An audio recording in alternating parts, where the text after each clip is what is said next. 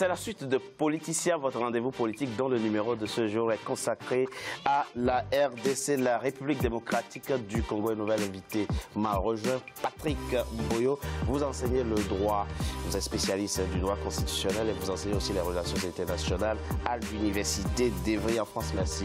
C'est moi qui vous remercie de m'avoir rejoint. Le président Joseph Kabila peut-il se présenter à la prochaine présidentielle, c'est-à-dire celle prévue le 23 décembre 2018? Non, la Constitution ne lui en donne pas le droit, répondent plusieurs juristes congolais. Bien sûr, la Constitution actuelle donne bel et bien la possibilité au président Kabila de se représenter, répondent d'autres. Parmi eux, Cyril Mirindi, c'est un juriste congolais. On l'écoute, on en parle après. C'est que vous qualifiez d'un troisième mandat. Il n'y en a pas de troisième mandat parce que notre Constitution l'interdit. Mais notre Constitution place le plafond constitutionnel à 2 mandats. Or, il revient de noter que l'article 220 a verrouillé le matière fondamentale sans renvoyer les articles concernés. Or, lorsque nous examinons les articles qui sont concernés par la matière verrouillée à ce qui concerne l'élection du président de la République, on se rend bien compte qu'il s'agit de l'article 70, 71 et 74. Et malheureusement, suite à la révision du 20 janvier 2011, on a touché, parmi les matières protégées, on a touché les compétences dévolues aux provinces, l'article 196, 197 et 198, à travers les 2 alinéas qu'ils avaient ajoutés. On a aussi effectivement touché l'indépendance du pouvoir judiciaire à travers l'article 149. Lorsque vous lisez l'article 149 non modifié et l'article 149 modifié, vous vous rendez bien compte qu'effectivement l'article 220 a été déjà touché. Mais en ce qui concerne l'article 71, il y a lieu de noter que l'article 70 énonce les principes qui organisent l'élection du président de la République.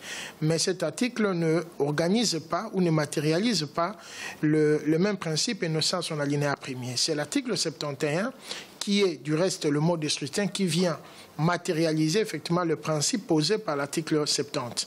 Sans l'article 71, ce qui est posé à l'article 70 restera une vue d'esprit. Donc, partant de là, on ne devait jamais toucher l'article 71. En ayant touché, en ramenant le contenu de l'expression de la souveraineté nationale de la majorité absolue à la majorité simple. Or, comme vous le savez bien, l'article 5 de notre Constitution dit que la souveraineté nationale appartient au peuple et qu'il l'exprime par la voie d'élection. Et il revient de noter que le peuple, il exprime sa souveraineté nationale à travers l'article 71 à ce qui concerne l'élection du président de la République. C'est celui qui a la majorité absolue de suffrage exprimé, c'est celui-là qui a le mandat du peuple. Or, en ayant changé l'article 71, on a touché effectivement au compteur de nombre de mandats. Parce que pour compter les mandats, il faut d'abord produire ces mandats. Et c'est la production du mandat qui est liée à la personne qui permet aussi le comptage au même moment. Et lorsqu'on a produit ces mandats, on sait aussi la durée de ces mandats qui est de 5 ans. Voilà en fait, d'une manière ramassée, la démonstration scientifique qui démontre que l'actuel chef de l'État est en droit. Il ne fallait pas qu'on puisse toucher l'article 71. Patrick Mboyo, vous êtes constitutionnaliste, du moins spécialiste du droit constitutionnel. Cyrus Mirindi nous dit quelque chose de très simple. C'est vrai qu'il s'est lancé dans des envolées juridiques, mais ce qu'on retient, c'est que la révision de janvier, du 20 janvier 2011, dit-il, et qui a permis de toucher à l'article 71, donne désormais la possibilité au président actuel de briguer un nouveau mandat.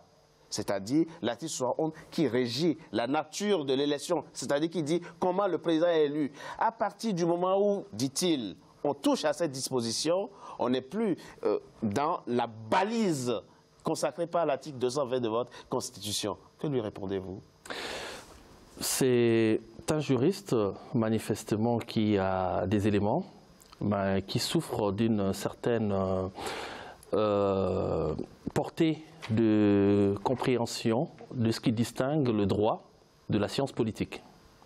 En effet, il a raison de dire que l'article 71 est, comment je peux dire, la pierre angulaire du système électoral de la République démocratique du Congo. Oui. L'aurait-il fallu le toucher, cet article? Pourquoi pas? Rien n'interdit de pouvoir le toucher. Mais là où il pêche dans sa démonstration, c'est dans sa confusion, si je peux le dire, c'est de confondre la nature de la majorité acquise par celui qui a remporté les élections à la souveraineté du peuple. Si la nature de la majorité acquise par le gagnant était en 2006 une majorité absolue, c'est parce que simplement au second tour de l'élection, on s'est retrouvé avec 2 candidats. Et pour se retrouver avec 2 candidats, il a fallu au départ partir du principe de la majorité simple. C'est-à-dire que la majorité simple a toujours existé. C'est là qu'il pêche dans son raisonnement. Il faut maintenant lui faire comprendre, et à ces personnes qui ne comprennent pas... Qui soutiennent aujourd'hui l'idée que constitutionnellement, le président Kabila peut se représenter. Que le système électoral à 2 tours ne fixe pas seulement le principe de la majorité absolue. On part de la majorité simple au premier tour pour aboutir à la majorité absolue au second tour. Il n'y a pas de changement de nature. Au final, c'est simplement la légitimité du peuple qui se manifeste. Or, cette légitimité, M. Kabila n'en a plus aujourd'hui.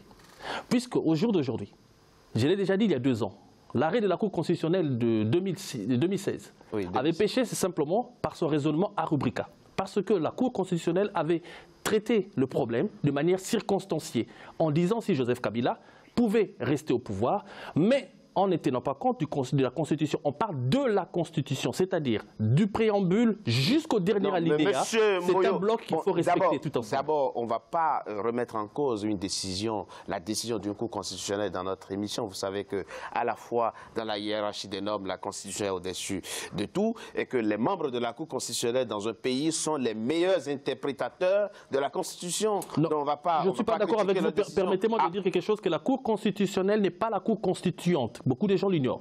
C'est le constituant, à savoir le peuple de manière directe, quand il est consulté par référendum, ou le Congrès, pas le Parlement, mais le Congrès, le Parlement se réunissant en Congrès, qui exprime la souveraineté du peuple. Ce n'est pas la Cour constitutionnelle. La Cour constitutionnelle est garante de la conformité des textes infraconstitutionnels. Il y a des étudiants en droit, de la Constitution. Vous avez vos étudiants qui vous suivent.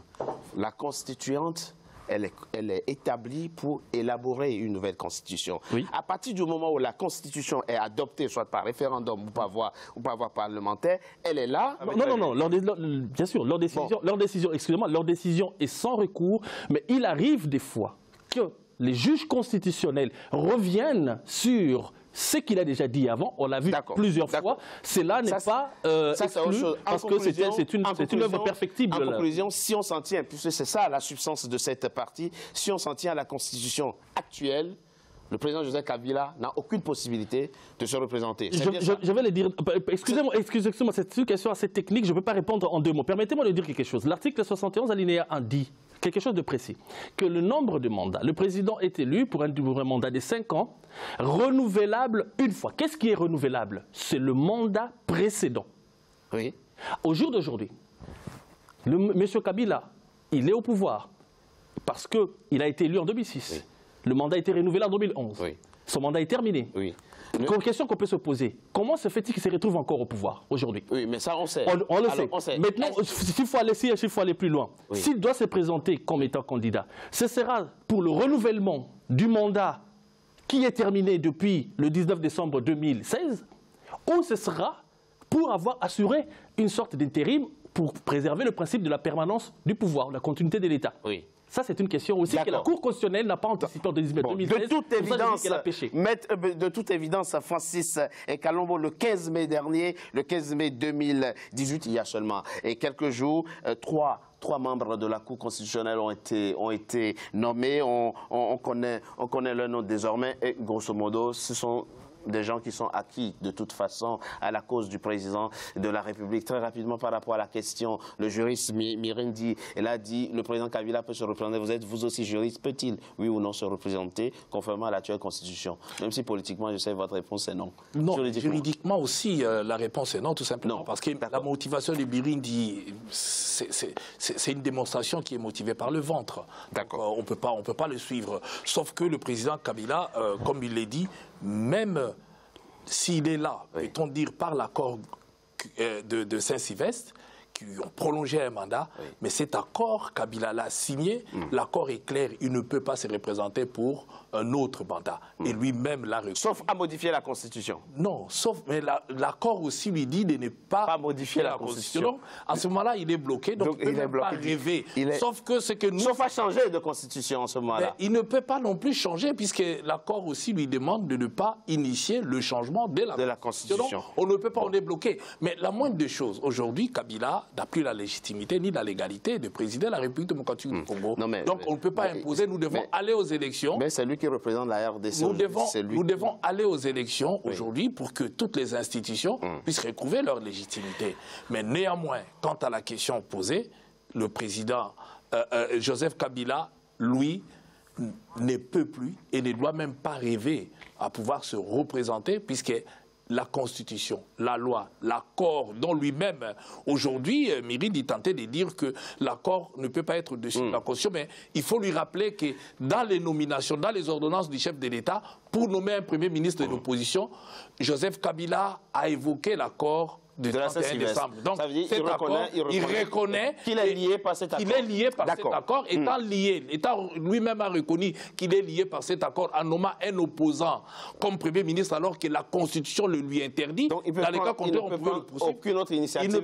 On ne peut même pas arriver, donc on n'a même pas besoin d'y réfléchir là-dessus. C'est qu'on constate simplement que la majorité actuelle n'a pas de dauphin. Ils sont incapables de trouver quelqu'un pour remplacer Joseph Kabila, tout simplement parce qu'ils savent qu'ils ne seront pas élus, puisqu'ils ont mis le pays dans un état où ça c'est un autre débat. Ça c'est un autre débat honorable. Kalombo Paul Makela, vous ne voulez pas de machine à voter, vous ne voulez pas d'un troisième mandat du président Joseph Kabila. Je parle de vous, opposition, même si votre position... pas de définition ambiguë, parce que du centre. Bon, oui, vous êtes du centre.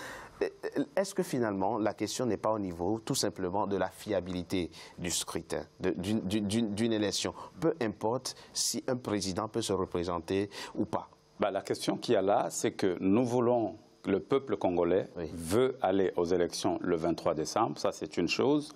Les élections dans la paix, dans la sécurité. Et la deuxième chose, c'est que le résultat de ces élections ne devront s'ouvrir d'aucune contestation après les élections. Or, pour que les résultats ne souffrent pas de contestation, il faut qu'il y ait un large consensus sur des questions qui divisent et qui fâchent. Donc là, aujourd'hui, la question de la représentation du troisième mandat du président Kabila, c'est une question de bon sens. Juridiquement, les juristes peuvent faire leur démonstration comme ils veulent, mais c'est M. Kabila, le président de la République, seul, face à sa conscience et pour le bon sens, pour l'intérêt du Congo. Qu'est-ce qu'il veut léguer à ces pays-là? Ça dépend de lui, comme même le président angolais et les autres ont dit. Le tout dépend de celui qui va décider.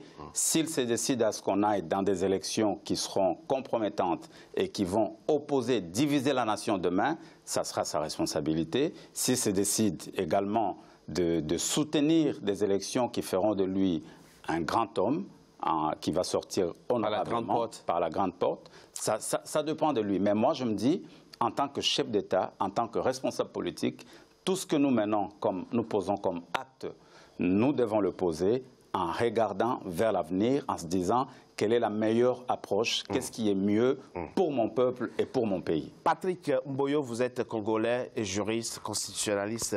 Je l'ai dit, envisageons des hypothèses, tout ça à 6 mois de la présidentielle. Et admettons, ou du moins supposons que les tergiversations actuelles empêchent la tenue à bonne date de cette élection. On sera dans quel schéma en ce moment-là? C'est-à-dire si le 23 décembre, rien n'est prêt pour que les Congolais aux unes choisissent leur nouveau président, on sera dans quelle situation, à la fois politique et juridique en ce moment-là? Vous savez, il y a un ancien empereur allemand qui disait « Je peux prendre n'importe quelle mesure, faire tout ce que je veux, je trouverai toujours un bon juriste à mon goût qui me dira que ce que je fais, c'est bien ». Donc, en matière de droit, l'interprétation n'est jamais absolue. Ça dépend toujours de la façon dont on voit les choses à un moment donné, mais surtout de ce qu'on veut léguer derrière. Pour revenir à votre question, nous sommes dans une situation de déliquescence. La nation est en déliquescence. La Constitution est détricotée. Elle ne vaut plus rien. nous sommes revenus pratiquement à ce qui s'est passé en 2003, où on avait un texte politique supraconstitutionnel, l'accord global et inclusif de Sun City, qui était au-dessus de la Constitution de 2003. On a voté pour une Constitution, mais on est encore revenu dans le même problème. Pourquoi ces mêmes travers? Pourquoi on peut dire 15 ans après, la RDC se retrouve dans la même situation qu'avant? C'est simplement parce que nous ne voulons pas faire les choses convenablement. Si nous voulons faire les choses convenablement, c'est-à-dire dépasser la vision personnelle. Il y a des choses que je reproche à M. Kabila, beaucoup de choses. Mais il y a des choses, si je peux au moins... Le spécialiste que vous êtes, on est dans quel schéma si le 23 décembre, les Congolais n'ont pas... Le corps électoral n'a pas été convoqué? Si je dis tout ceci, c'est parce que justement, il n'y a aucun schéma qui est tracé. Aucun. C'est pour cela que je reviens encore sur la... Il y a des élections, il y a 3 élections le 23 décembre, l'élection du président de la République, l'élection des députés nationaux et l'élection des députés provinciaux. Qui vont élire en principe les gouverneurs et les sénateurs. Après. Mais le problème, c'est qu'on n'est pas dans un schéma classique. Tout le monde sait que l'élection de décembre 2018 n'aura pas lieu. Bon. Nous le savons bien. Nous le savons bien que ça n'aura pas lieu. Vous savez déjà que l'élection du 23 décembre 2018 n'aura pas lieu. Nous sommes dans un... Pourquoi je vous dis cela? Nous sommes dans un pays, je ne veux pas faire de l'angélisme ni de la prédiction maléfique. Nous sommes dans un pays à 2 345 000 km² avec un déficit routier criant au monde, avant-dernier dans le monde. Vous voulez me dire qu'aujourd'hui, à 6 mois, n'ayant aucune logistique qui soit prête, disposée à être déployée dans le pays, il n'y a aucun moyen de déployer sur 2 345 000 km², 4 fois la France, vous allez organiser des élections dans un pays, il n'y a pas d'électricité, il n'y a pas de route, et à 6 mois, on n'a pas des éléments précis, des matériels. 1,3 milliard de dollars dont on a besoin. Et le budget du pays n'est qu'à 4 milliards de dollars. Pour l'élection, 1 milliard de dollars. Bon. Je vous dis que les élections, pour moi, je pense que ça n'aura pas lieu, et je reste convaincu sur ce point. Très rapidement, avant qu'on... Très rapidement, j'ai dit à mon frère Mboyo qu'on a eu des élections au Congo en 2006 et en 2011, tout simplement parce qu'il y avait la volonté des hommes qui a fait. Et pour le 23 décembre, moi je confirme, comme je l'ai toujours soutenu, Joseph Kabila n'a pas la volonté ni ne veut organiser les élections en République démocratique. D'accord, donc voilà pourquoi il a commencé à préparer pour dire que voilà... Corneille Nangaa risque de vous dire que je ne sais plus enrôler les Congolais des étrangers maintenant. Il faut que je prolonge, donc je puisse dissocier les élections, qu'on fasse... Donc pour vous, on est encore dans des manèges on est toujours Joseph Kabila... Pour repousser au calendrier grec. Oui, et déterminé à repousser la tenue des élections. Voilà pourquoi il y a une solution. Il y a une solution, une arme fatale que la Constitution avait déjà donnée aux Congolais. C'est l'article 64. Seule cette disposition, l'article 64, fera en sorte... Et on ne doit pas se tromper. L'indépendance, nous l'avons eu, c'est parce que nos parents ont résisté et ils ont obtenu l'indépendance. Et aujourd'hui, nous devons... Le peuple congolais doit faire usage de l'article 64 pour avoir des bonnes élections. Dans les cas contraires, Joseph Kabila ne vous le donnera jamais. Mais jamais, même dans son rêve, il ne pense pas vous donner des élections. Donc, vous rêvez, il faut arracher, il faut l'obtenir. Ce que les Congolais pensent de ce que vous venez de dire, on en parle dans la 3e et dernière partie de notre émission. Après une courte pause, à tout de suite.